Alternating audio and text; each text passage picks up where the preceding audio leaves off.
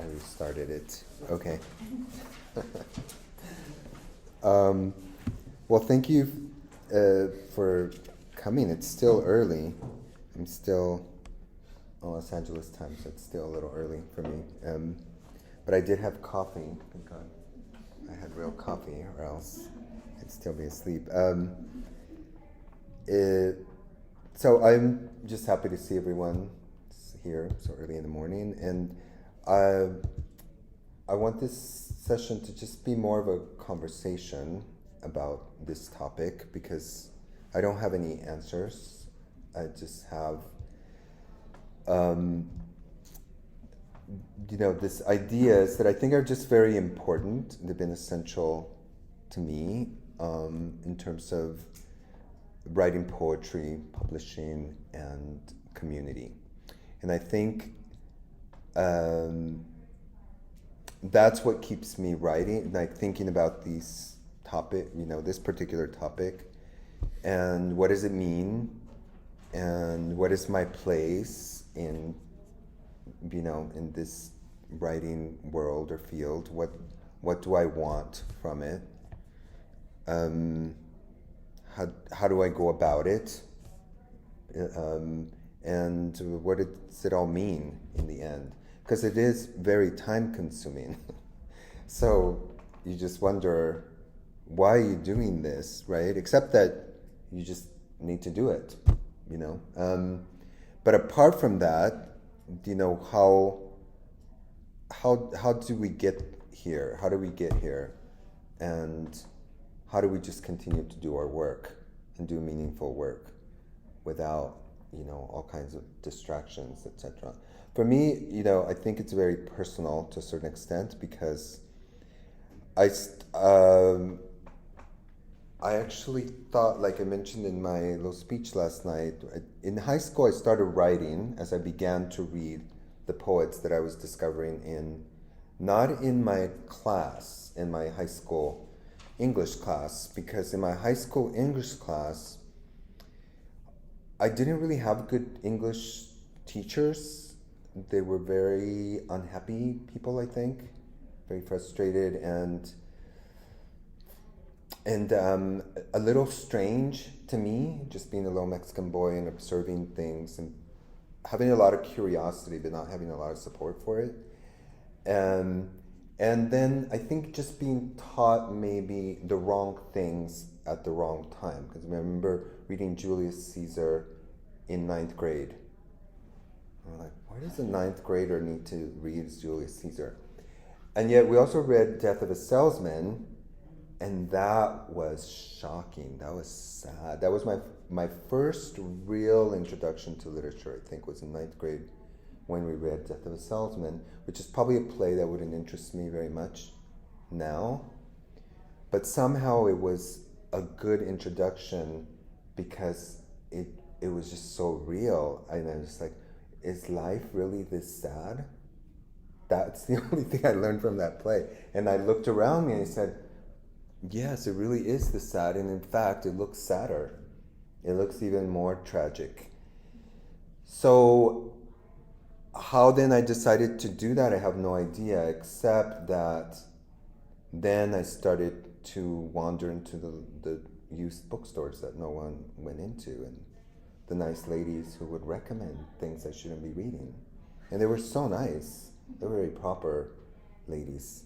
At least to me, they seemed very proper, but they were, I don't know where they were. I never really thought about them until very recently, when I thought, well, how was I trying to read Jean Genet and Jean-Paul Sartre when I was in 10th grade? Why would I do that? Well, just because I was bored. Basically, I didn't know what else to do. But also because it just seemed like something else to do. It seemed like a rebellious thing to do, maybe in my environment.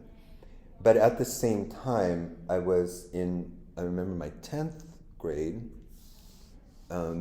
English class. I had a teacher, I forget his name, and we were reading Romeo and Juliet, which was a little bit better than Julius Caesar at that age. But Shakespeare is still you shouldn't be reading. I don't think I was ready for it. I think most teenagers, American teenagers, not ready for Shakespeare until much later.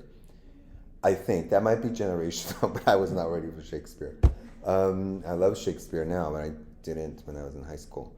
And I think the teacher wanted us to read, obviously, Romeo and Juliet, and he was going to show us the Franco Zeffirelli film version of it, which in the 80s was already kind of antique because it was from the 70s. And so we had to get a release form from our parents because there is a nude scene, if anybody has seen that Romeo and Juliet, right? Whereas basically I think she's topless and then you see Romeo's butt when he gets out of bed, which is actually was very exciting. But so I get my parents to sign it, and then we're watching it in class. Of course, we're all excited to see the nude scene because we've all seen it on television. And this is like in early 80s, mid 80s. And the teacher gets so flustered during the nude scene that he gets up and he turns it off on the video, And it was just so weird because we had already watched it on television, the nude part. So it was just really strange. And then the only thing I do remember reading in high school that excited me was Whitman, like your t-shirt, and Emily Dickinson. But then all the other stuff that we read, I was kind of never explained to us why we should be reading it. Maybe that would have helped, but probably not, because what we were reading was, I remember we read The Puritans, and what was that speech by the Puritan man? Something about God. It was very scary, and we were reading that in class. And we were reading, I think it was Beowulf. Yeah, Beowulf. Okay. Yeah. And then something in Old English, which I don't remember what it was. I'm really embarrassed. No, it wasn't a Canterbury. It was something else in Old English. And the teacher, this was my 11th grade teacher, he would have us recite it in a tape recorder, the Old English, and then turn that in. But we didn't know why. So we were just laughing at it. It was like, but we were recording and turn it in. But we didn't understand that it was Old English. He never explained it. So, but I, having read Whitman and Emily Dickinson, I was like, God, there must be something more out there than this, even though I liked them so much. And of course, going into these bookstores and discovering the Europeans and the Latin Americans, it's like, wow, there's a whole world out there, and I don't have access to it except there were all these like City Lights books, because City Lights was not far away, but they had a bunch of the City Lights pocket books. I still have a whole collection that I got at the little used bookstore, and so that was my real education, and that's where I thought, oh, I can do this. I can write poems like this. Pier Paolo Pasolini, in the little pocket, the Roman poems, and I thought, wow, he's just like me, except he's in Rome, or wherever he was in Italy. It just seemed very close to my Mexican world, the Europeans, than the Puritans and Shakespeare and all that. It seemed very far away, and I couldn't enter it. Possibly because I didn't have good teachers, but also I was just not ready for it, So but I knew there was something else, and so I had to discover it, and so I started to write, etc. And then it wasn't until I was in college that I had, obviously, okay, so this is what it is.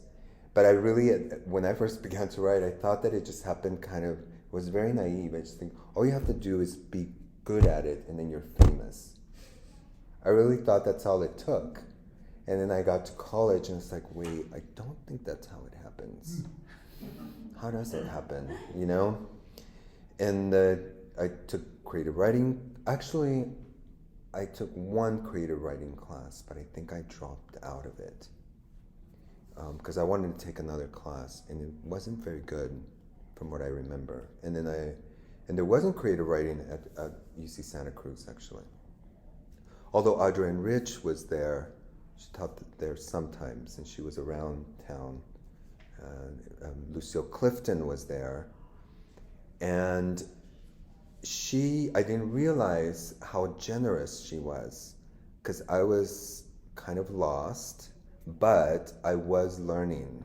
I was learning French, and so I was learning French language, and so I was reading Rimbaud, and I was reading Baudelaire, and I remember going to Lucille Clifton's office, and I would just talk to her, and she would just sit there and talk to me, and I was like, wow. I didn't know she was famous.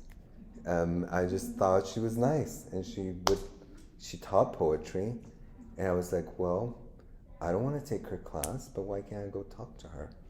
And she was very generous. She was talked to me about Rimbaud and Baudelaire, and then she told her where I was from and stuff, and she had a son who lived in Modesto. So we talked about that, and so I looking back on things, it was not actually the institutions that were supposed to kind of help me find literature or writing, the ones that encouraged me to write or to be a poet or anything. Because I think at first it was the lesbian couple who ran that bookstore. Maybe they owned it. There were 4 bookstores in Modesto at the time, and I remember just going to all of them. And that one was the smallest one, but they had the cheapest books, and they had all these City Lights pocket books, and they had a really good selection. I didn't know it was that good, but they had all the European Grove Press paperbacks from the 60s, and they would tell me about them, and it was like, oh, you should read what did they recommend? That was interesting. Beckett. I wasn't ready for Beckett, but that was nice of them to recommend Beckett. I mean, I'm like a 16-year-old Mexican boy, It's like, what are these? They didn't question that. They said, oh, why don't you read Beckett since you're buying Jean Genet, They were just very nice, and I didn't think anything about that. And I didn't think of anything about Lucille Clifton, that maybe she had better things to do as a professor in Santa Cruz than sit there and talk to me for hours in her office. But that's because I was first one in my family to go to college. I didn't know how things actually work professionally. I was just curious and trying to find a way to write, really. But it's interesting that looking back on it, wasn't those institutions, those people that were supposed to be helping me who actually did. And that's very interesting in retrospect. So when I actually started to publish, I published my first poem when I was in college. Lorna Di Cervantes, who's a Chicana poet who was getting a PhD at the time there, and she never finished. And she edited this journal from San Francisco, and they included a few of my poems. So I was in undergraduate, I was just a kid, and then when I had to decide whether I wanted to go to grad school or not, and I didn't know anything about grad school. I just didn't want to go back to Modesto and live with my parents and have to go to church. So I was like, I'll go to grad school.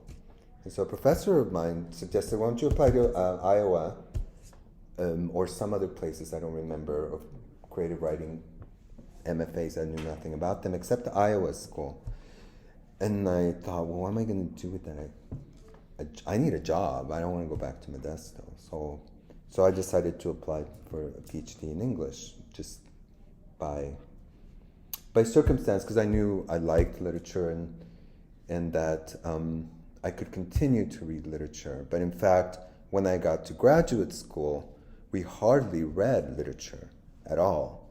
We read theory. We read mostly French theory in translation, and that's in almost every seminar. And so, but I continued to read literature, obviously, and kind of in secret almost, like, novels and poetry, etc., on my own. But not in graduate seminars, because there we're reading mostly philosophy and theory and literary theory. It was the mid-90s, so I don't know if it's changed. It might not have. It's just very theoretical, but I continued to kind of send my work out. Did not know a lot of poets by then, but I continued, and I published a poem in a very small journal in Arizona. Just I sent a poem and they published it, and I was 24 or 25, I think. It was my first year of grad school, so it was 24, 25, and this obscure little journal, and then it folded a year or two after. But that year, when I published a little poem, Adrienne Rich was editing the Best American Poetry, and she actually found it, some poem. So that was very encouraging. But my professors in graduate school didn't care about that. They just wanted to know that I could write in seminar, the theoretical kind of stuff. And looking back on it,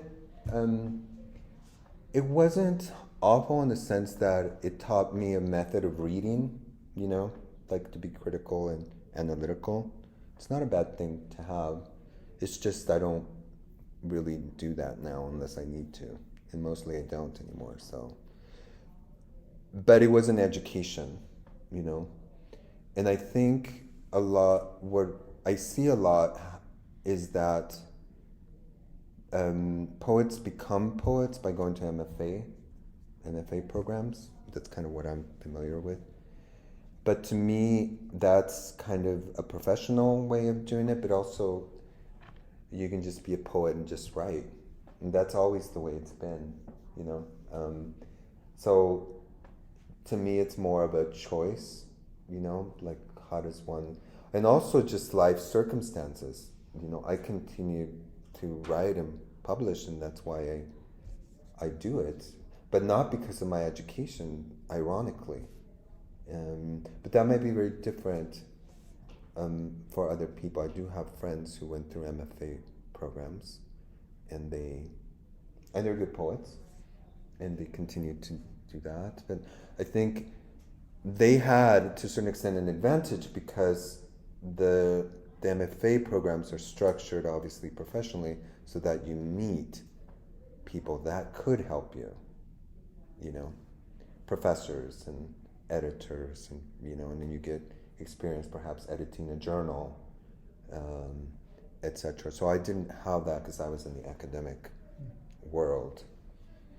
But I can do that now very easily because I was already kind of in it on the other side in a way.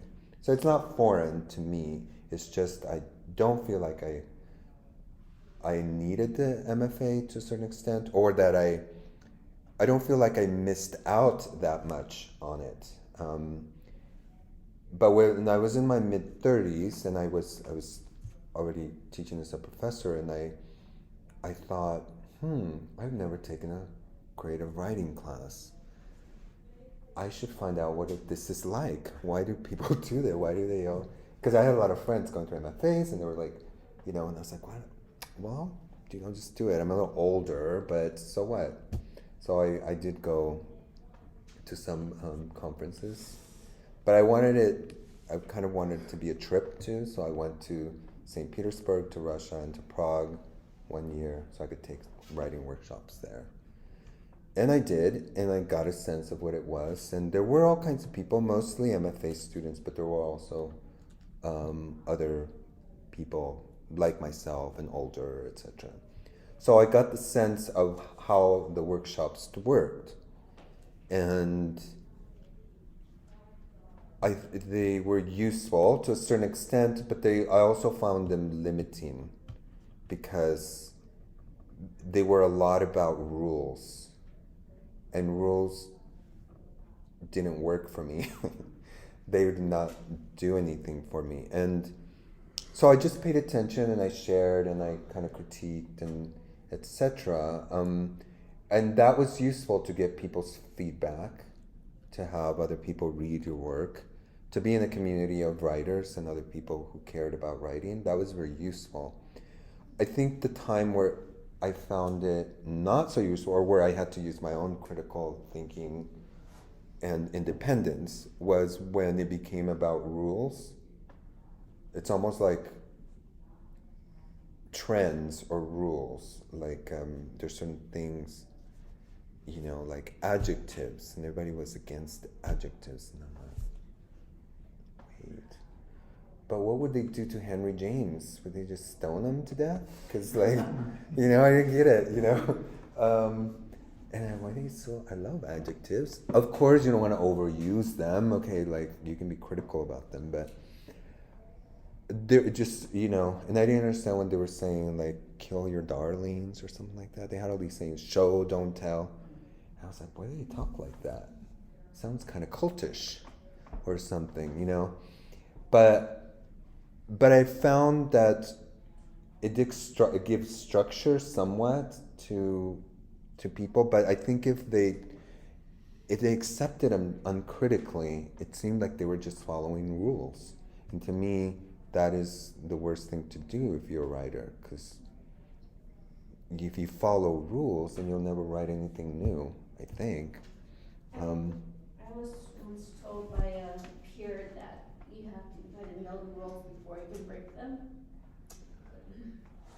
Okay, well, I mean, that kind of makes sense to a certain extent, but I'm not very good with the blind person. Like, yeah, you know. I felt the same way. I'm like, you know, I get it, but there's some rules that just don't work with my style. Right. I can't write a limerick to save my life because I'm not used to that style. I don't understand that style, and it doesn't come naturally. Mm-hmm. I write more what comes naturally.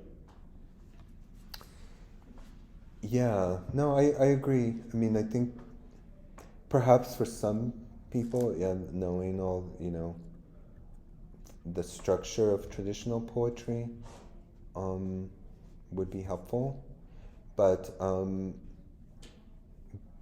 to other poets, I don't think it would be.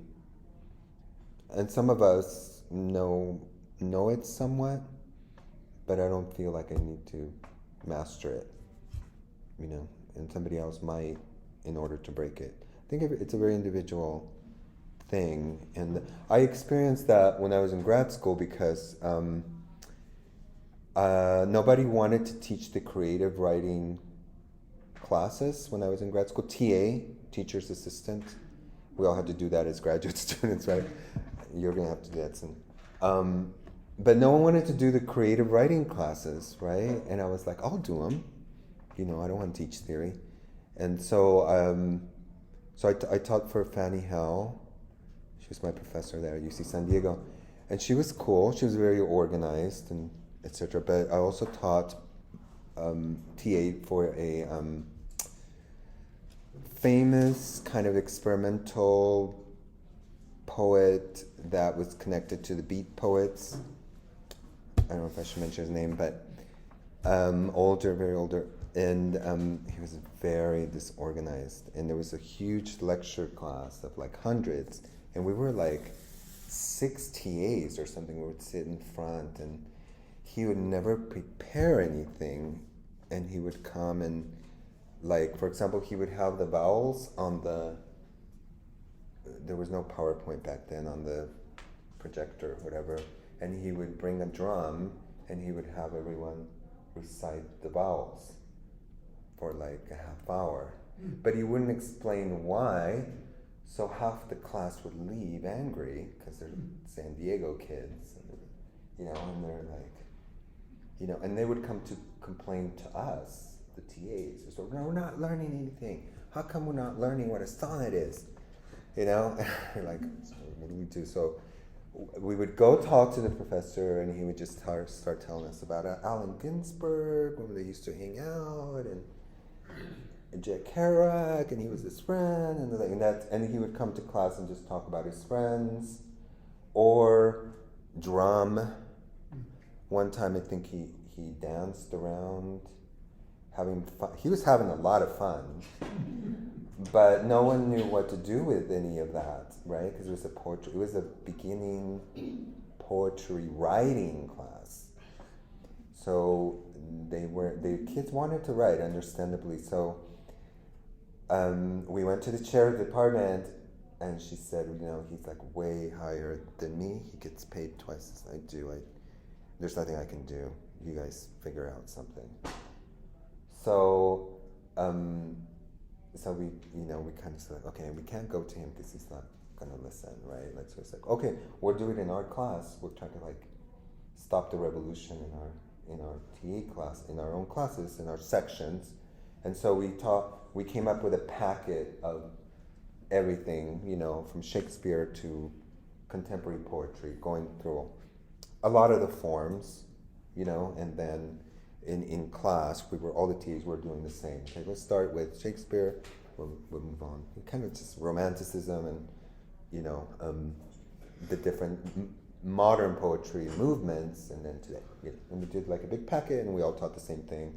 And we stopped the chaos. Students started to return very briefly. It didn't change, but we finally taught. So it was just, I don't know how typical my experience was, but it seemed like what I had not to navigate with my formal education had very little to do with my writing life or being a poet, and that was, I don't know if that's typical.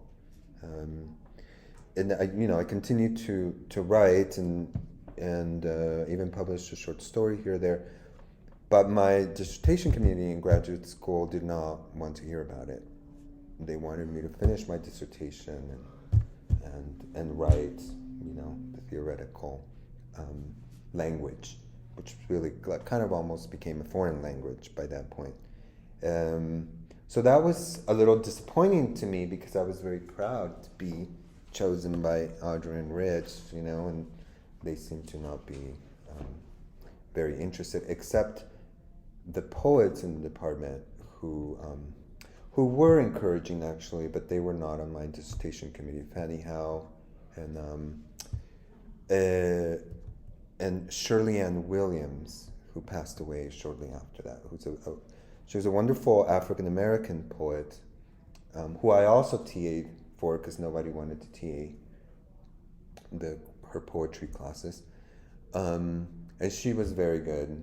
And she was very supportive, and we had very good communication with her.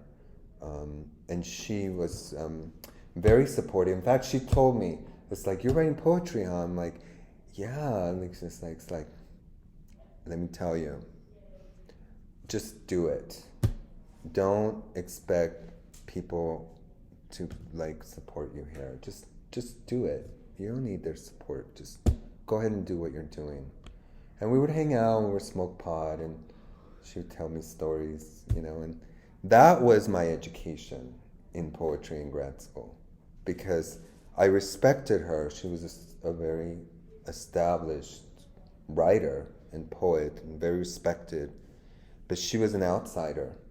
She just told me, you have to do it on your own because look where you're at. I was like, wait, I thought it was great to be here, It's very selective, graduate school. And she's just like, no, you're going to write poetry, you just do it on your own, And I did. But I think by the time I got to LA and I was teaching and I was very busy, and there was a period there where I felt very discouraged and I didn't know why. And I think it's because I felt isolated. I didn't have a lot of poetry friends, and it came kind of like an existential crisis because I kind of knew, obviously, there was a poetry scene in LA, and it was centered on this poetry center in Venice, California called Beyond Baroque. And I had been there even before I moved to LA, when I was in San Diego, and I used to come and see friends, and it was such a cool place, but I didn't know anyone by that point in the poetry world. And there was I think their 40th anniversary, or maybe it was their 25th anniversary, and no, it must have been like their 40th anniversary, and they had like a big, like, picture of all the poets in LA, and they were all there in front of Beyond Baroque, and I saw it in the newspaper, in the LA Weekly at the time, and I just thought, I'm not here. Why did I go to grad school? Maybe I should have gotten an MFA, and I was just so sad, and then I just thought, well, I just have to keep writing, like, well, I don't have to publish, or just publishing there, whatever. And then I started to just go out more and meet more poets and take writing workshops. Okay, so I despite what I have said, I encourage you to do that, because actually it was a way to meet poets, other poets who became my friends and my support. And then I didn't feel so isolated. And now I'm actually on the board of trustees of Beyond Baroque.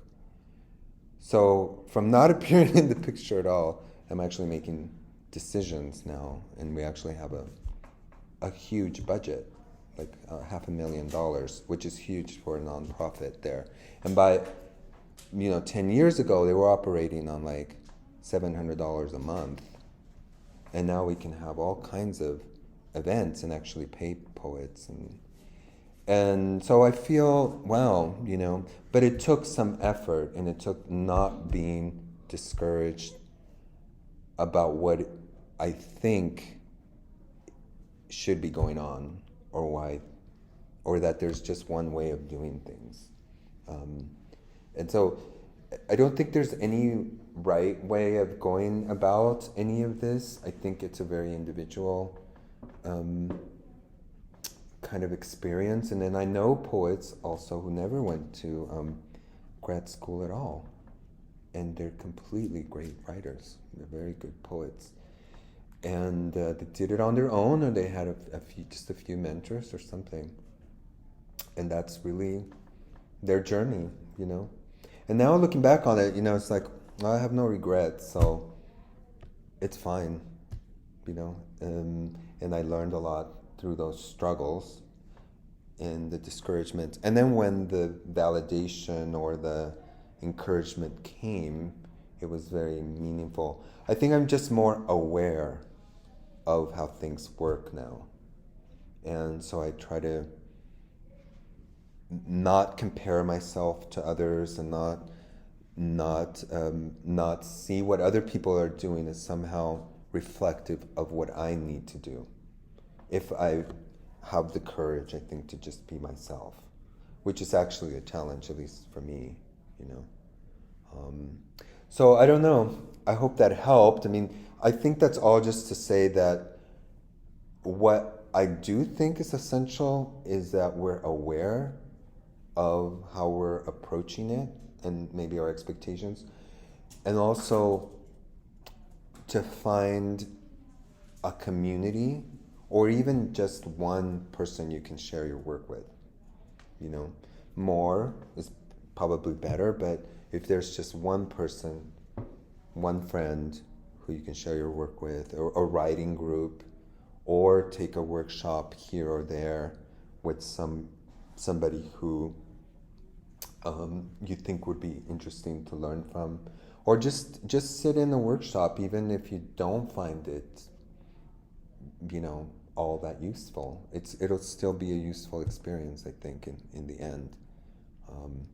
But not to get discouraged by working in isolation, because I think I did that for a while. I was also very busy with other things, but I kept writing. It just felt lonely. It felt, I'm writing these great poems, but what am I going to do with them? Okay, I can maybe get them published here or there, but who reads them?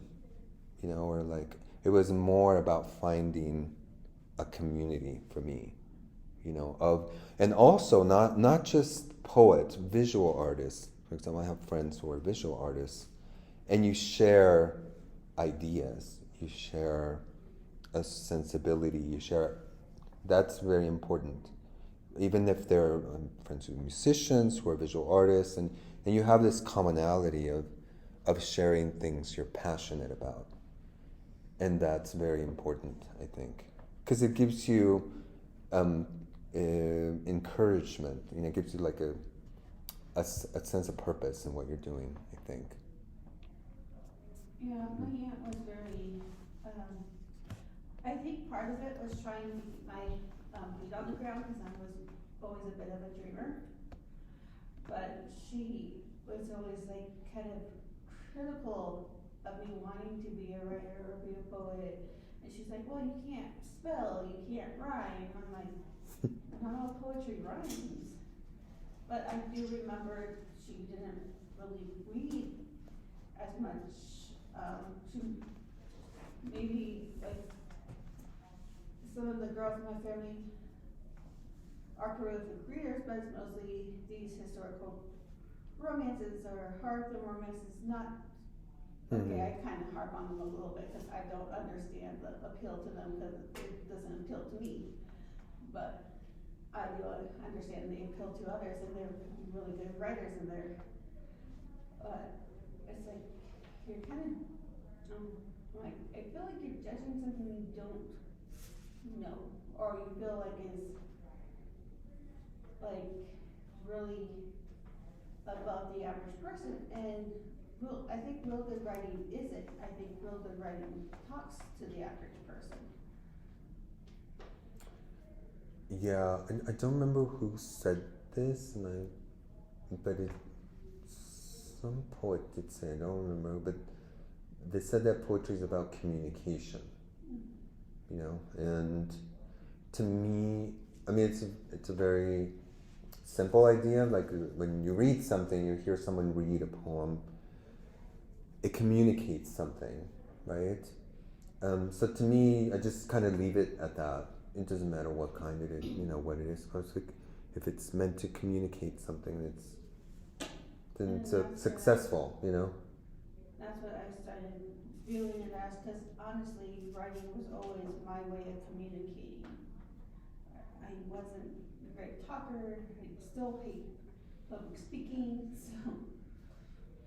Yeah, and I think that's the power of poetry. It's like we don't have to speak, you know, we can be something else in our poetry. I had that same experience. So what do you all think about this topic of, you know, community and you know, because writing obviously is very solitary, you know, we have to do it on your own. It's not a collaborative art like musicians. I'm actually glad because I'm not a group person. I could not be in a band, things like that. So I admire my musician friends who have to really negotiate their creativity with others.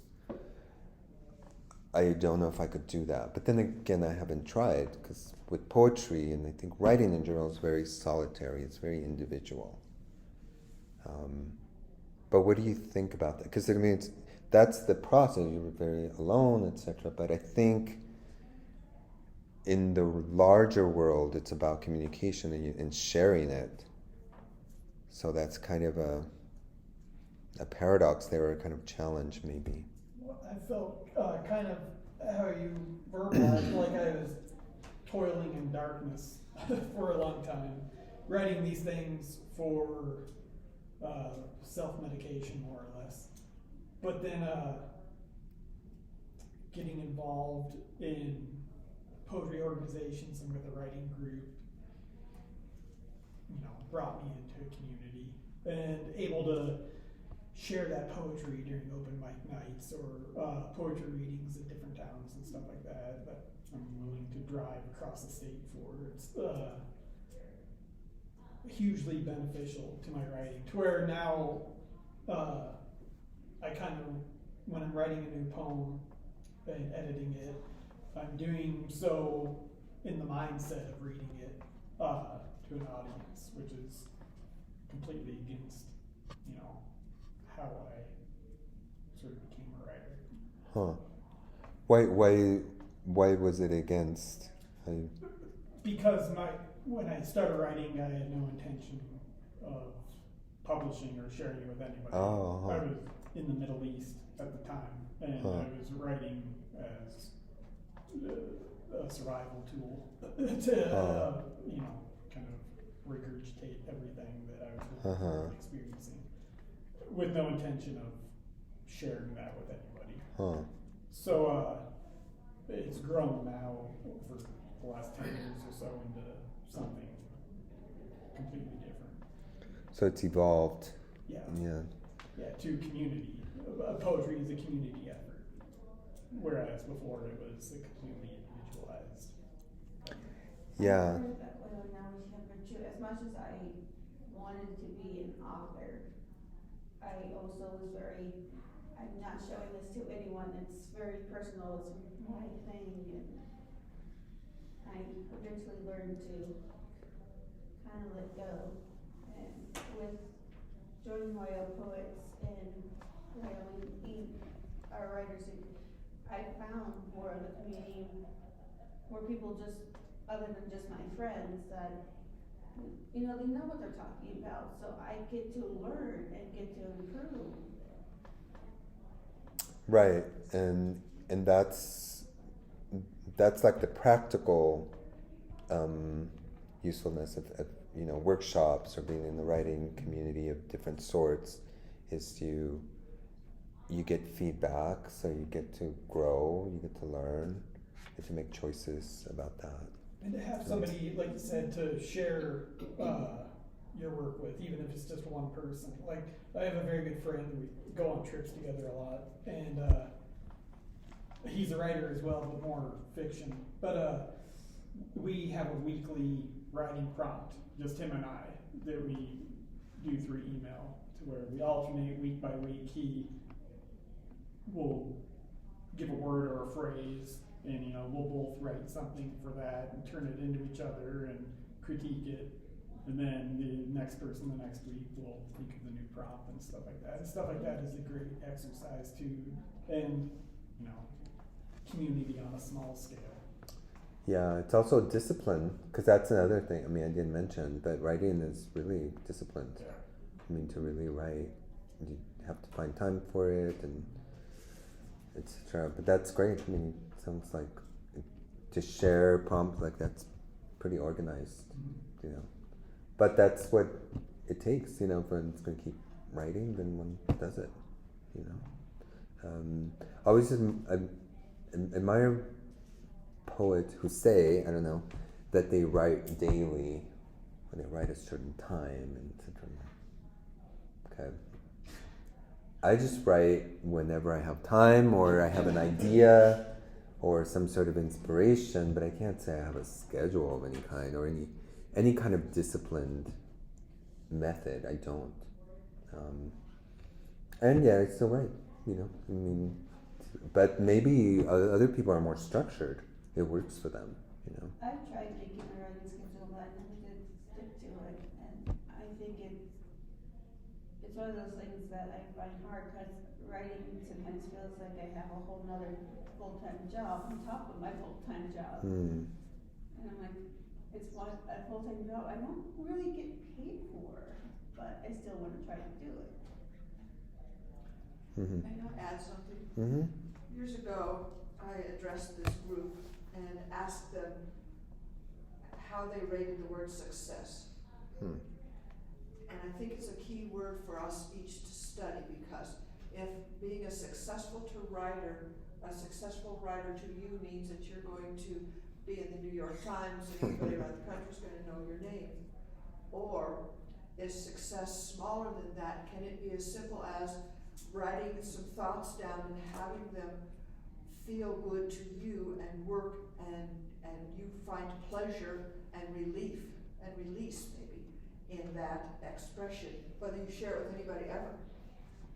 So I challenged everyone that year to think about the word success and what does it mean to you, and I could answer it for myself.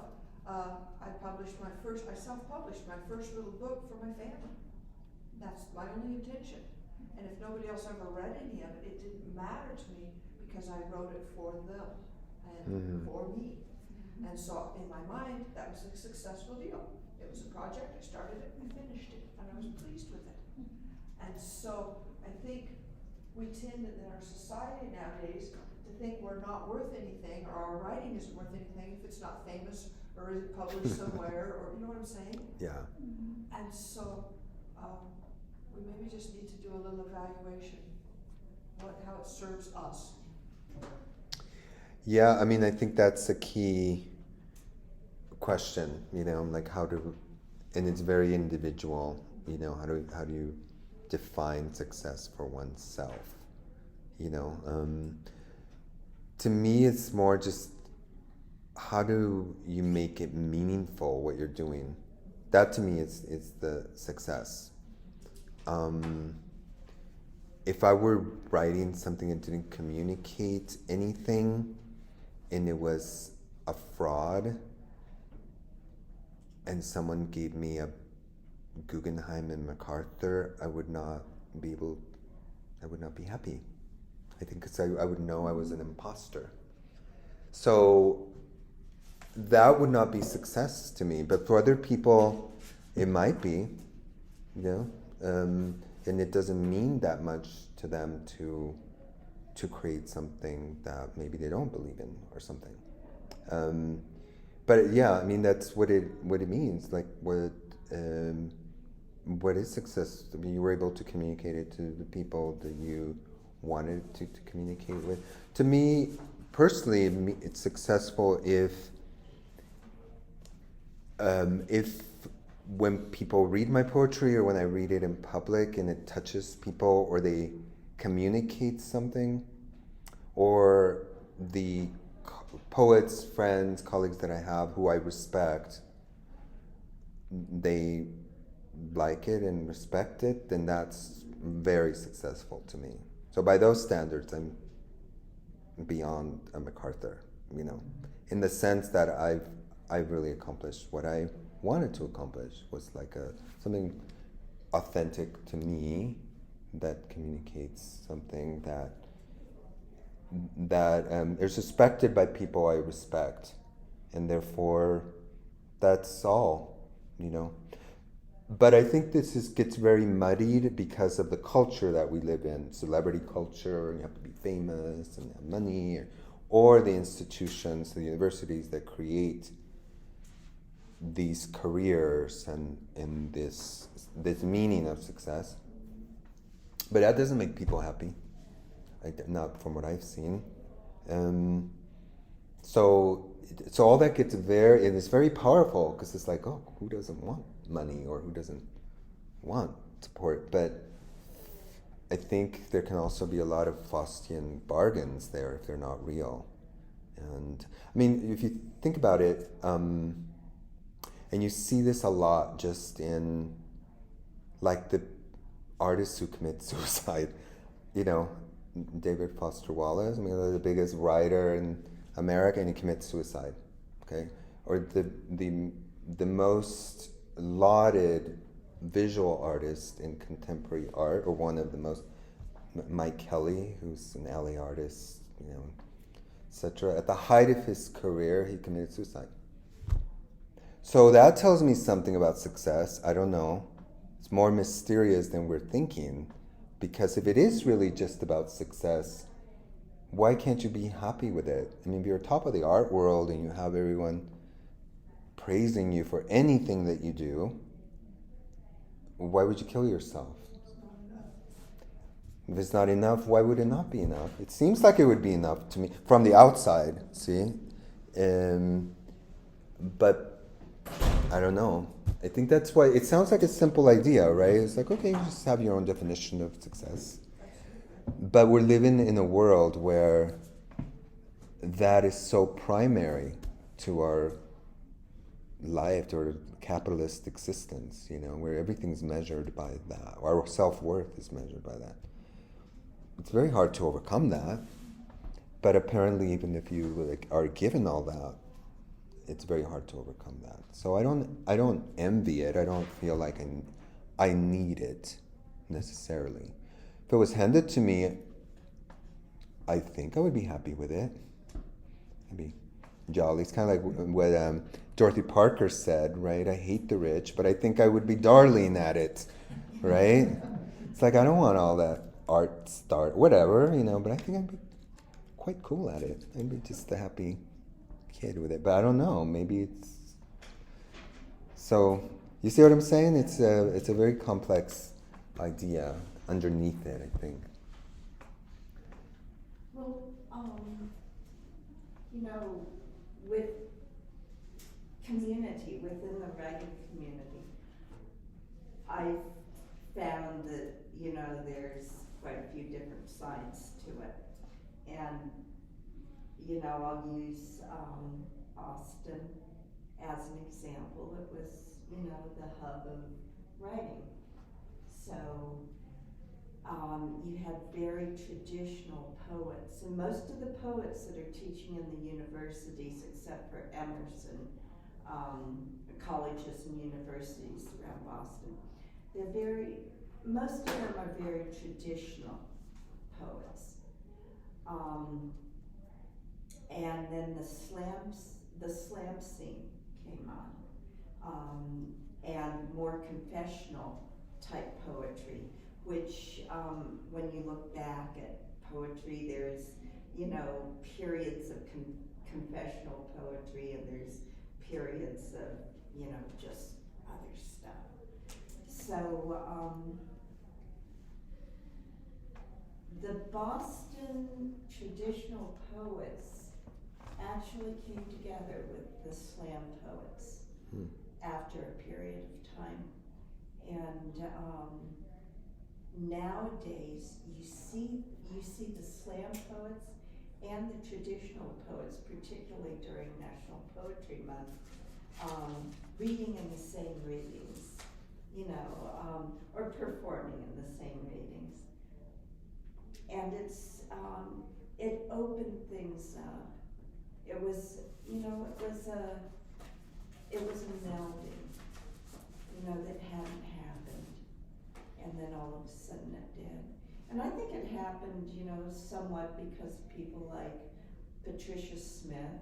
I don't know if any of you know her, but she was Chicago Sun reporter, and then she and her husband started a poetry scene in Cambridge, Mass, at the Cantab, and then they had T.T. the Bears, and there was wonderful stuff coming out. There really was. And people just started helping each other, get their poetry so that it was tight. Also, second thing, getting people published. It's like, hey, heard about an anthology, or somebody that needs poetry for an anthology. Why don't you go ahead and submit, see if you're going to be accepted. And it just brought people together. I think there's a lot of contradictions because there's the kind of more academic or institutional poetry that I think what you mean, is that what you mean by traditional? Traditional academic. Yeah. Of course, Boston, etc. And then there's poetry that comes from the community, like slam poetry, where they're not necessarily like trained through the MFA structure, etc. So they're writing differently, and they seem to be accepting and kind of, coming together in some sense. And yet, I was remembering when I was in college and I read for the first time in an English literature class the Norton Anthology of Poetry, right?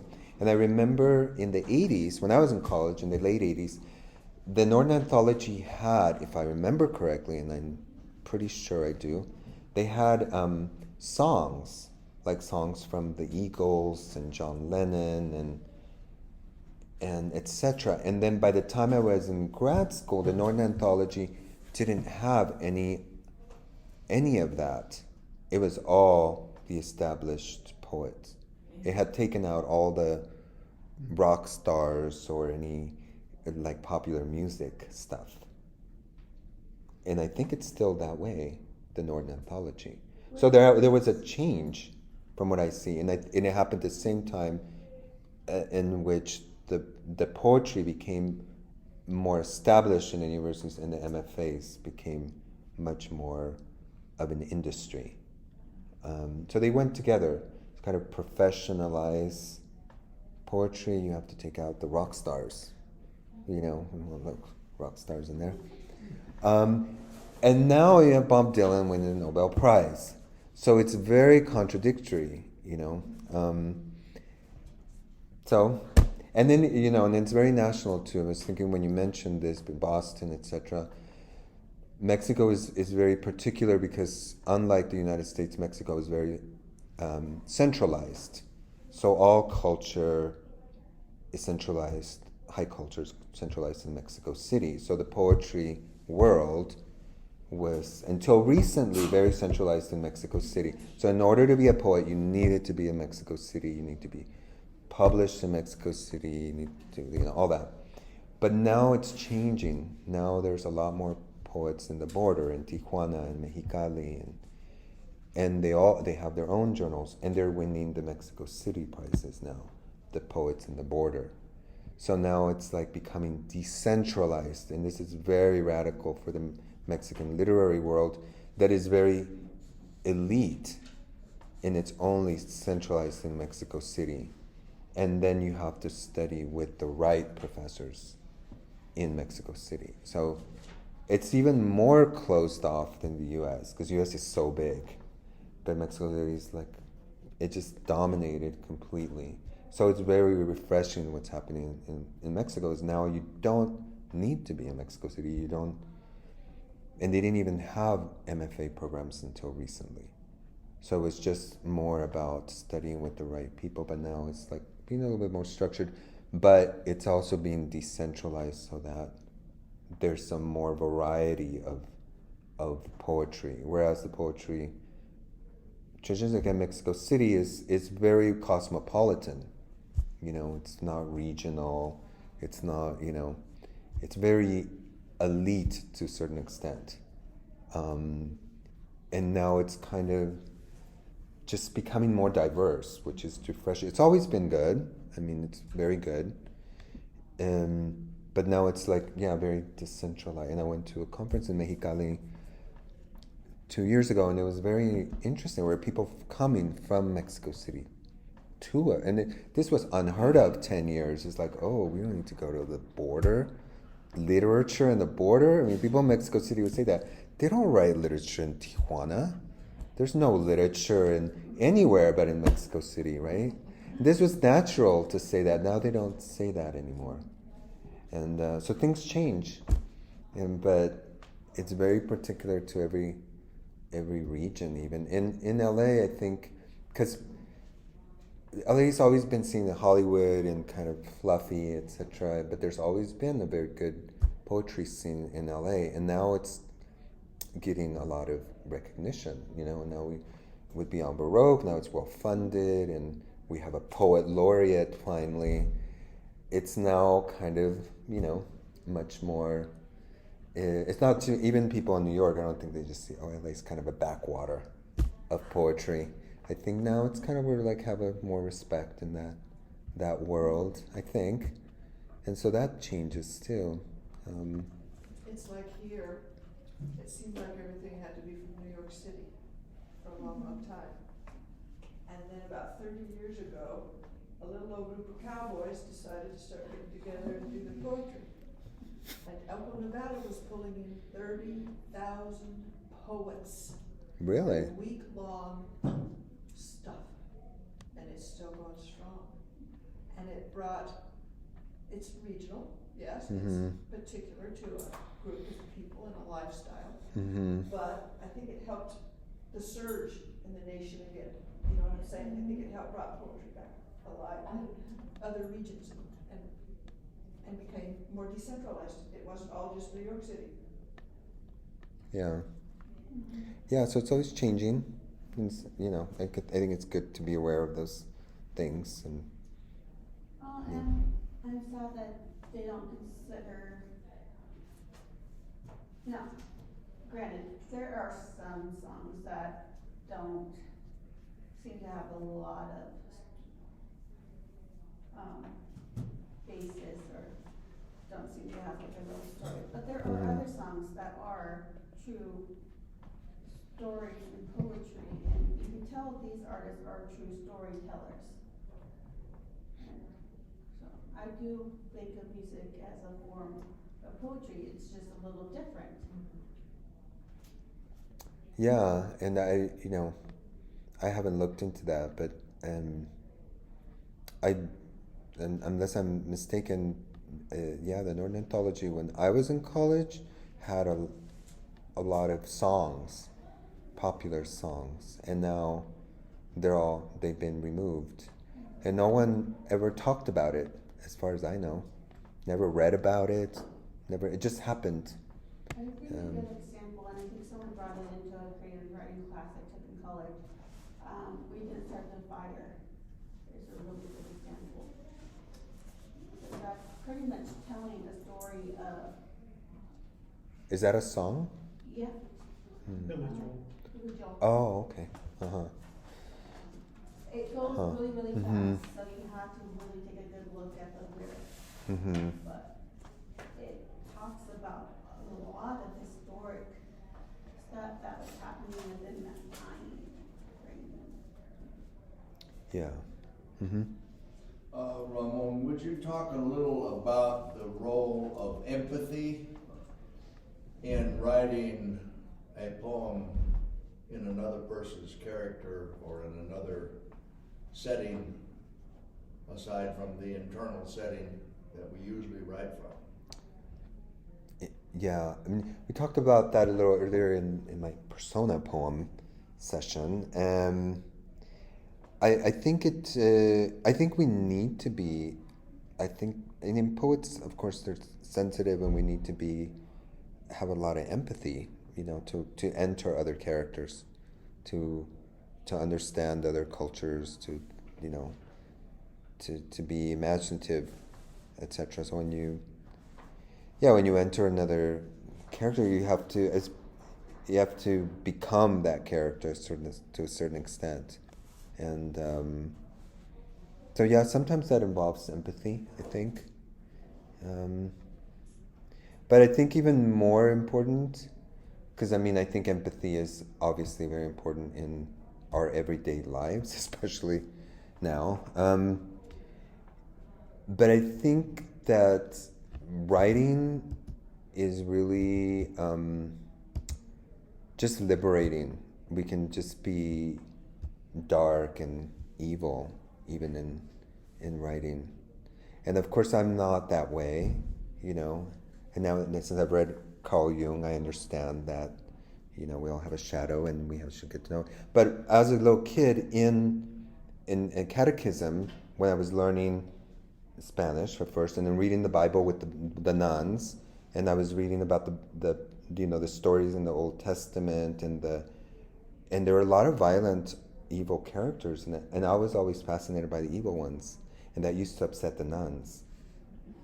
I could tell, even though I was 5, 6, I could tell that my questions, I always wanted to know about the evil characters.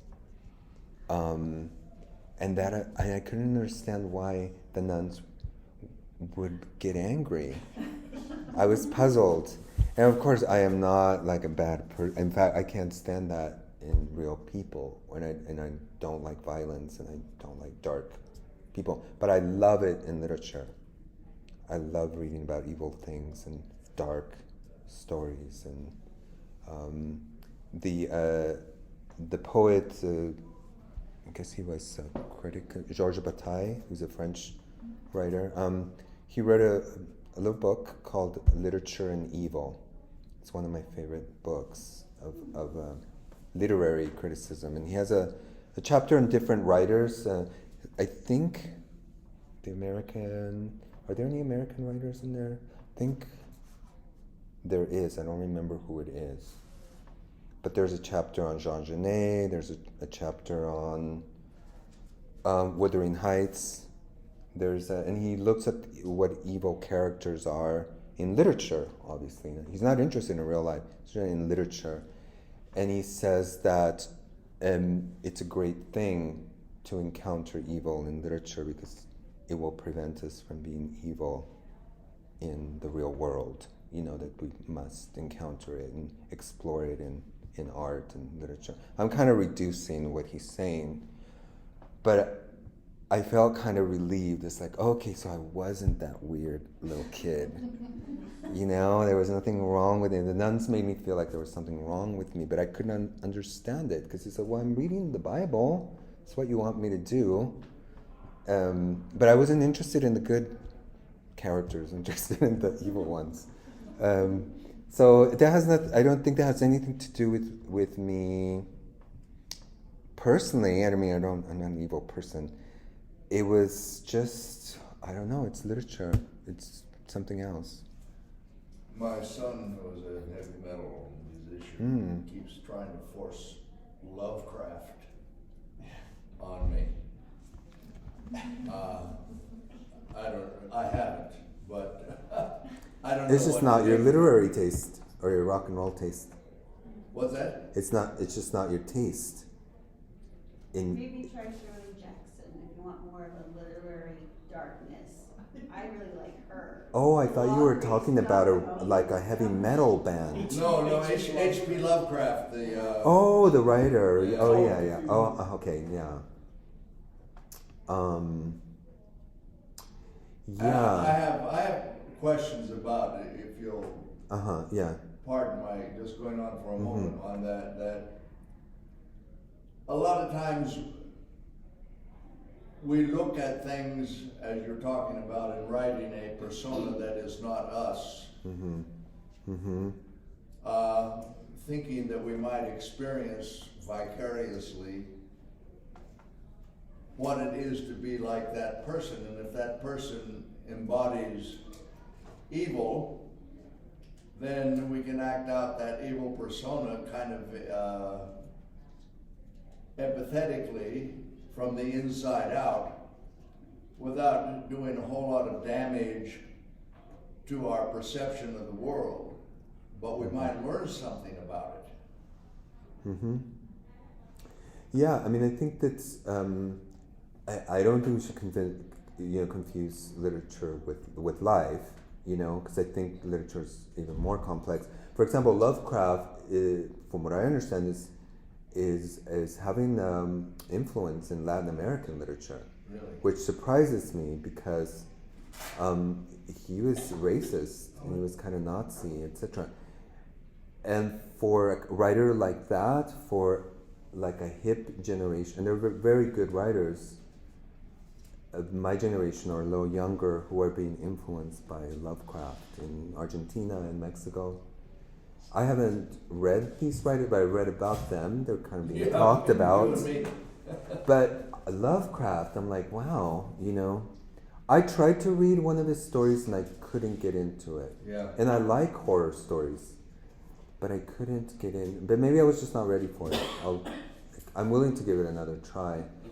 But that kind of, I find interesting that, Latin Americans would overlook something like racism, because obviously these are not racist writers or Nazi writers, they're very much not like that. So, but I think it's literature, it's sort of always kind of a question, if you like Lovecraft, it doesn't mean you have to be racist. I think what he appreciates is that there's this kind of gloomy atmosphere that inhabits. Right, that could be the story, attraction. And that it somehow fits with his aesthetic as a metal musician shouting lyrics that no one can understand, Yeah, and I suspect what these Latin American writers that are now being influenced by Lovecraft, they're literary writers, they're not popular writers, what probably interests them, from what I've read a little bit of Lovecraft, is more that atmosphere of horror and dread etc. Which is really understandable if you're in Latin America and you're experiencing, you know, that a world that is very conflicted, you know. So in that sense, so they're not being influenced by the racist ideas or whatever, but something else in the writer, something literary. That's what I suspect is happening. So it's an interesting question, because I do think the empathy obviously is very important as a human being, but I haven't really considered it when I write, to be honest. I'm more kind of like concerned with imagination and finding ideas, stories that I can kind of latch onto, or writers that I can get inspired by, you know.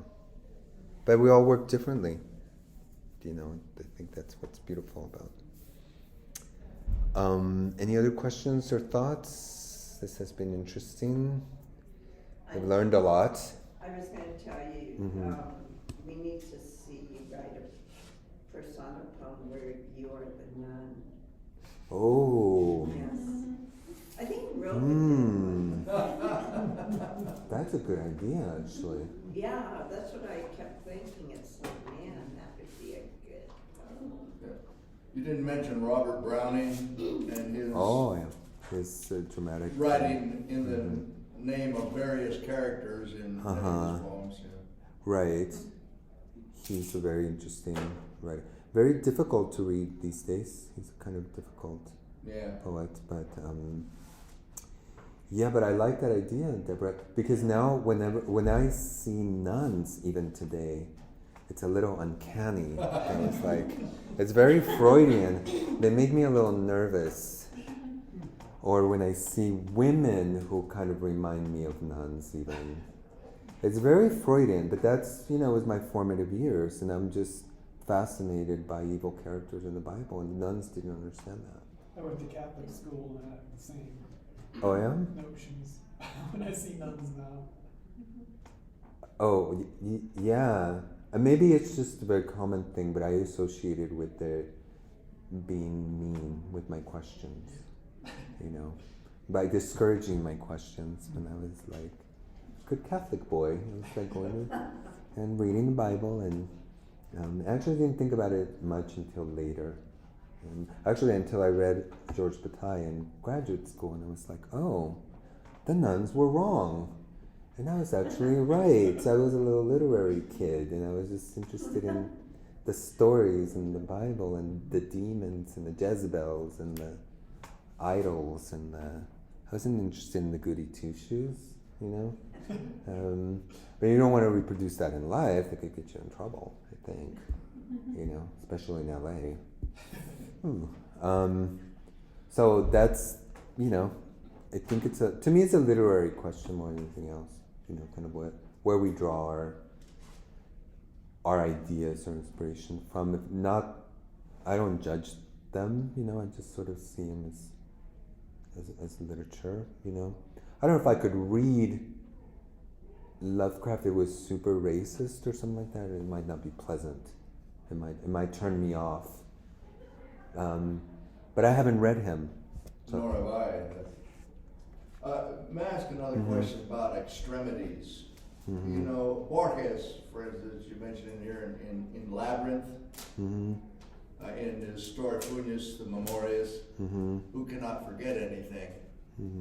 That's pretty much an extremity. You've gone to the final end of that story, or in his story, the Tower of Babel, where everything that ever has been written and ever will be written is in this library. Or it's the Library of Babel, not the Tower of Babel, is in this library. And so whatever questions exist have also been written and answered in there. However, there is no catalog as to where to find them. Do you find that writing towards the extremities of some question, such as the poem that you showed us yesterday about I Will Die,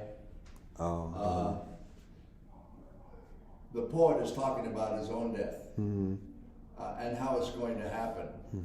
That's about as extreme as a person can get, Hmm. rather than say writing a lament about someone else's death. He is describing his own death. Mm-hmm.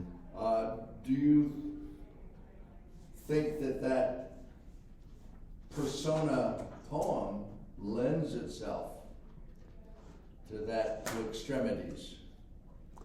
I mean, I think it can. I think it's, yeah, we should.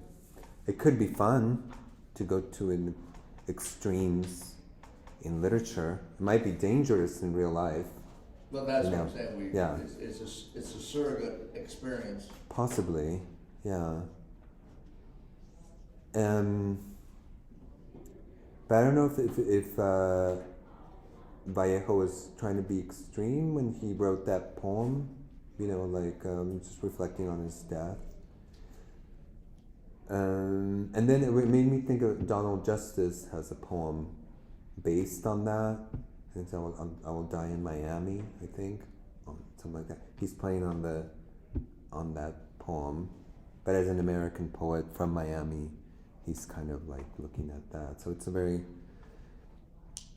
not humorous, but it's kind of he makes it a little lighter. Being in Miami's not Paris, you know, and he's not a Peruvian poet. He's an American poet from, you know, the 60s. So, yeah, I mean, to me, I see that poem as very imaginative. You know, like he's imagining his death and his own life in a very short poem, and he really captures that whole.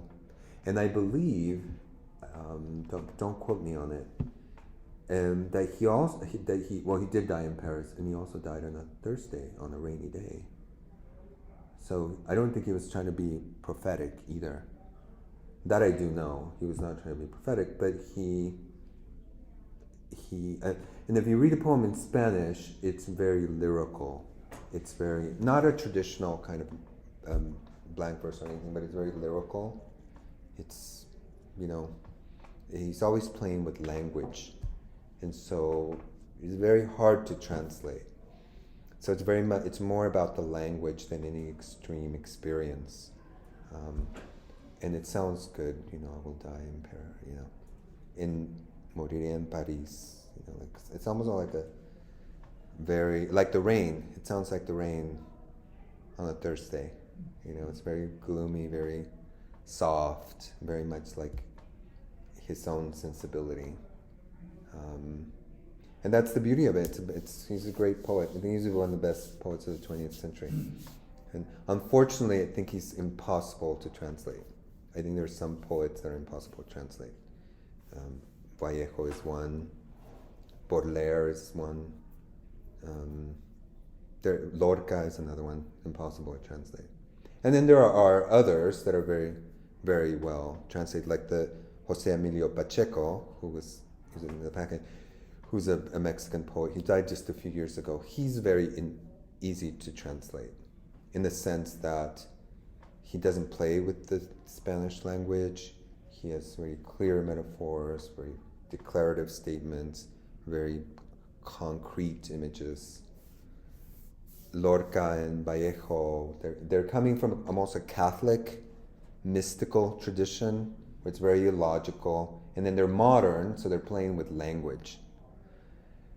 I don't know how you translate it into English, because it's a different culture and a different language. And yet, it's better to read it in English than not read it at all.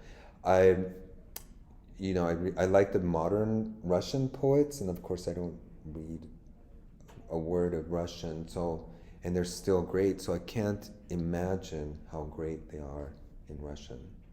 They must be fantastic. I'm learning a little Russian. It's really hard. Like, I had a list of 10 words when I was taking Imperial Russian history. I don't remember a single one. The only word I ever remember is Dr. Danya, and that's off the movie Anastasia. And like, I believe that means goodbye, but I'm really not sure. Yeah.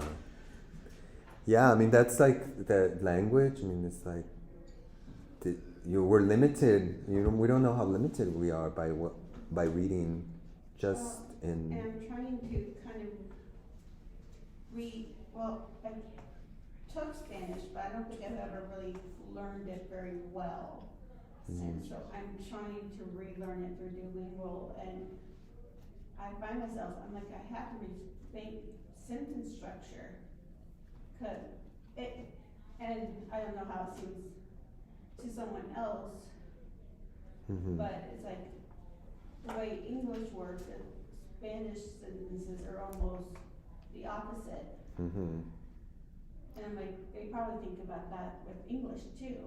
So. Yeah. I don't want to cut anyone off. Oh, is there another session? I don't think Oh. there's another session, but just for everyone's, we're about 20 minutes over. I mean, everyone I think is welcome to Yeah. stay. But just gonna sneak out and make Okay. sure that I'm not needed anywhere. Oh, okay. Thank you. Thank you for coming. I hope this was useful and that we can continue to share our poetry. That's like the main thing, if you take any message from this. I want to ask another question though. In translation, and I am bilingual, Spanish to English, English to Spanish. A lot of times the question is, do you get the sense of the poem, i.e. the meaning of the poem, or do you lose the music? Yeah. Because Spanish is definitely a musical tongue compared to English. And if you are then seeking to preserve the music, do you end up with an English sing-song bad translation? And do you know Nicolas Guillen, the Cuban poet? A perfect example. I love those poems, but in attempting as I have to turn those into English, they fall apart into real bad work, you know. That's, I know some translators, and I've translated very, very little, but I know translators from Spanish to English and French to English. And this is the question, the essential question, like, how do you do that? Because every language has its own sensibility and its own rhythm, its own music. How do you do that? And it's an art also, translation. So some poets may translators may translate very, very differently than somebody else. And so I think it's all up in the air, what I do think though is that some poets do translate better, into English, for example, from Spanish to English. The example I used of Lorca and Vallejo, they're very difficult to translate. You're inevitably going to lose some of the musicality and some of the experiments in language, and they're not going to translate wonderfully no matter how good you are, right? However, there are, for example, there's one of my favorite 20th century Spanish language poet is the Spanish poet Luis Cernuda, who lived in Mexico. He is easier to translate, I think, because he doesn't have that mystical Catholic sensibility, and he's not excessively lyrical. And interestingly, Harold Bloom in the big book about genius, he includes Luis Cernuda, which I found interesting, because the only Latin American in that big, kind of like a bubble, like a Bible of like genius by this conservative critic, right? So I'm like, oh, that's interesting who you included, Octavio Paz. Okay, yeah. But the only other Latin American poet, he doesn't include Vallejo. He includes Lorca, he's Spanish, and he includes Luis Cernuda, who is a gay poet from Spain, but he lived in Mexico. He was exiled to Mexico.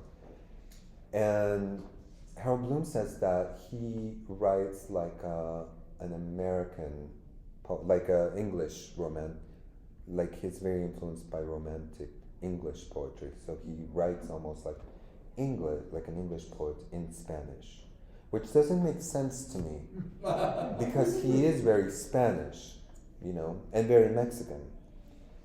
But it's kind of puzzling what Bloom said. It's like, really? I don't know about that. He gets things wrong, especially with women.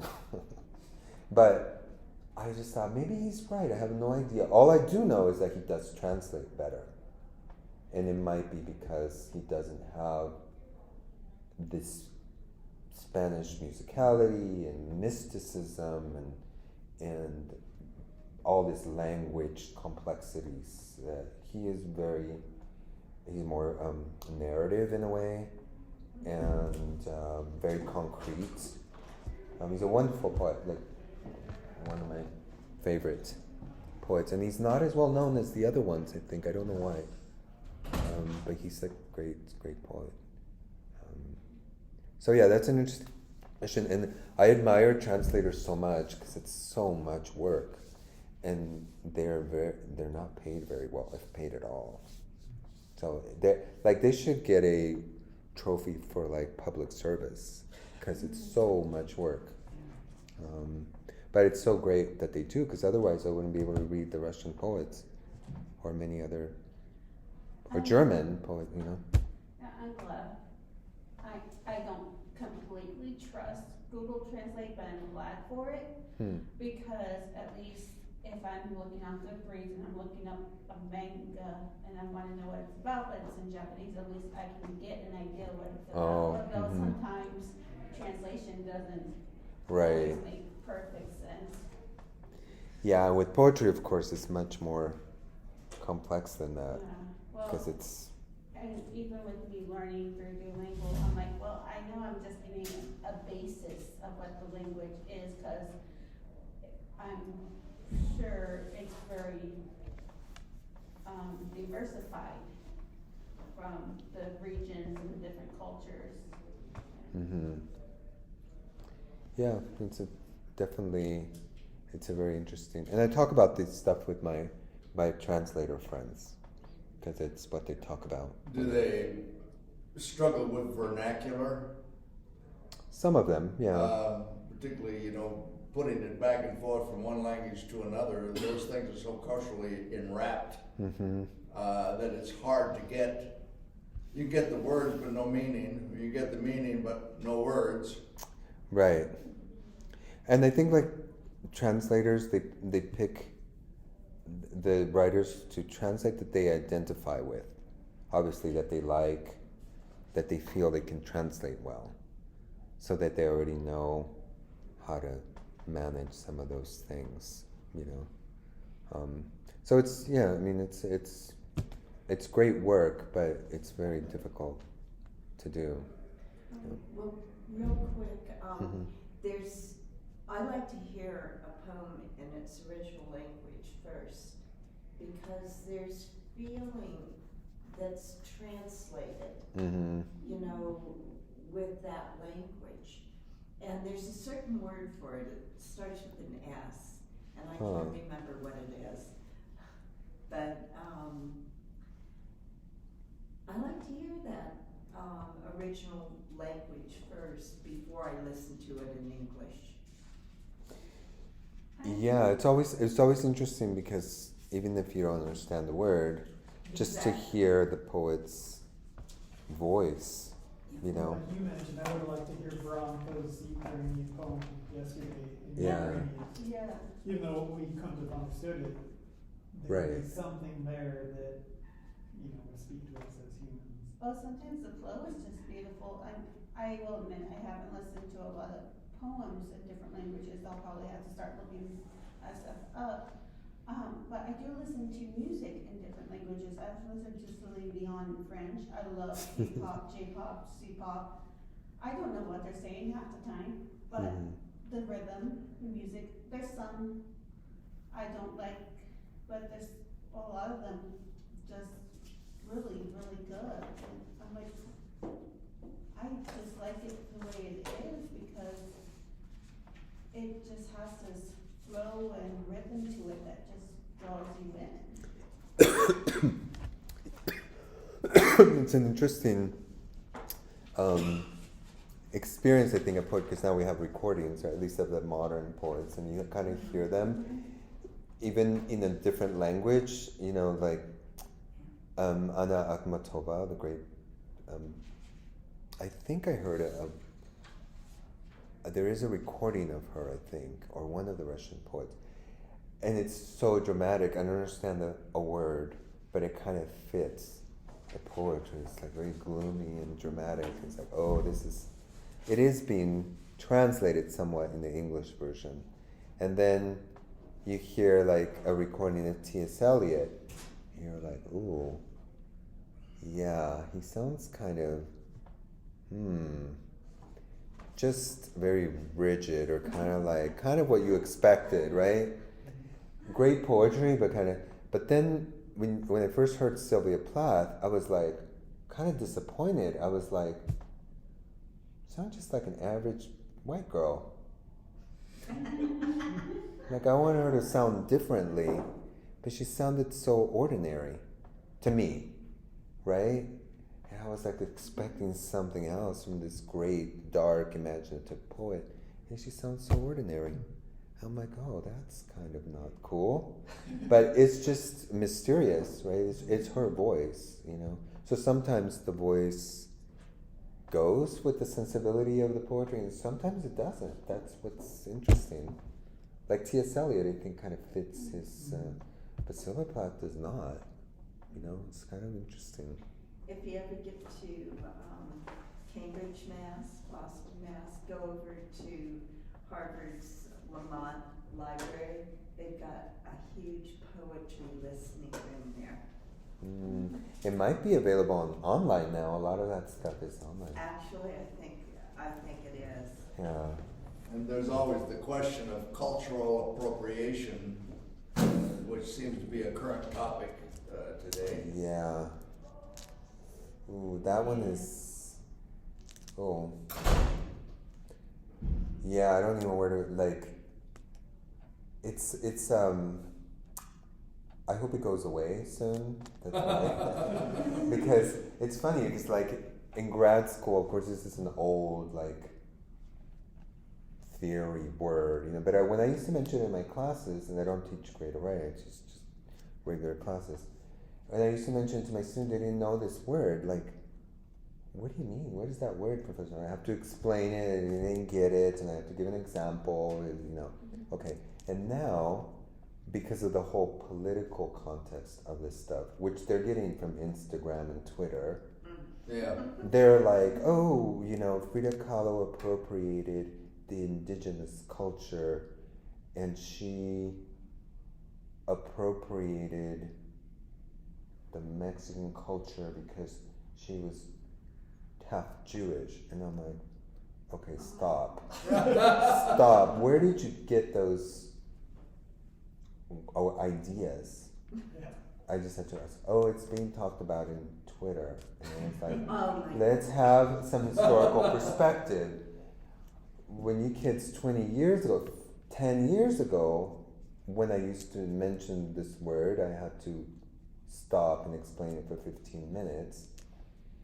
And no one would listen to me when I used this word. And now you all are familiar with it. So who is teaching me? You, me, or Twitter? Twitter, you're listening to Twitter. That's who's teaching you. That's the problem. Because you're all confused here. You know, first of all, you know, Frida Kahlo wore the indigenous, she was Mexican. But you have to put it in context. She was a middle-class educated Mexican. So when she wore those indigenous clothes, she was very rebellious. She was very looked down on. She was not being fashionable. They called her tacky. They thought it was improper for an educated woman to be wearing the clothes from the lower class, the indigenous. She was very radical. She was Jewish, but in fact, she considered herself very much Mexican. She's part of a whole Mexican movement in art. So how can you question that? And yeah, she's Jewish. Her father was Jewish, but she was never a Zionist. She was a communist. So before you listen to that crap, put things in historical context. What we need to know is history. Because when these kids don't know history, then they start accepting all this garbage, and then it's like a appropriation? And they get all confused. And, you know, I just have to, you know, to that question, you know, when there was all this controversy when this book, American Dirt, was published, and I just thought it was such a dumb conversation because it was prescriptive. Like, what you should write according to your gender and race and stuff. It's like, how limiting is that? Yeah. And why would you want to tell people what to write? And there are no limitations. If you look at history, you know, I mean, there were straight writers writing about gay characters. They did it very well. There were gay writers writing about straight characters. You know, like, are you going to go back in history and consider all this appropriation? That would be idiotic. It might be happening for all I know. And it's just like, to all that conversation about this stupid book, it's like, is it a good book or not? Who cares who wrote it, you know? And then one thing that was never mentioned in that conversation, well, what about if you are a Latino writer and you're writing stereotypes? Where that's where the conversation ends, because that's no one's mentioning it, because then you have to be self-critical. Or, like, you know, see things in a historical perspective. And it's such a provincial argument too, because this doesn't happen in Mexico, as far as I know, because it's more cosmopolitan. It's more, you just write good literature. It doesn't matter what you write about. But I think we're so much into categories and labels in this country that now it's out of control. Well, That's just my I opinion. hate to leave, but you don't want me sitting in here any longer Oh, because okay. I'm peeing. I think we're way over time. Well, you know, Twitter is always easier than studying. Exactly. But we just need to acknowledge that, because I think, unfortunately, I think it's confusing a lot of the younger kids. I have heard of, like, some people who are, like, this one girl was being called out for cultural appropriation for wearing a kimono or yuta, and she's like, I'm Japanese. I just don't, she's, like, maybe part Japanese. Hey part there, Howard. something else. How's it going? Okay. I'm just gonna wrap up here, grabbing computers. But this is my culture. There's also kind of a purity. Yeah, that's kind of weird. Talking about writing stereotypes, this is the region where the Western and the cowboy are stereotyped endlessly and without any purpose that I can figure out. But even, I suppose can be done in the Melvin for what was her name? The writer who wrote Brokeback Mountain. Yeah, I'm hoping we need another 5 years to get out of our basement. All right, now we're ready. Okay, cool. When my oldest was 20 or 21, we put him in the mental hospital in Casper and we diagnosed him with brain. Oh, wow. And he took the medicine for a few weeks and he was actually normal. But the That is- side that effects is from the medicine truth. Oh, were yeah? so bad he wouldn't take it. Okay, so there's 2 of those. Okay, so we're ready now. All right. Did you get promoted for the next year? No, Do this something one more? might not have got you. I didn't want to be Okay, promoted. mine didn't really get You used. resigned?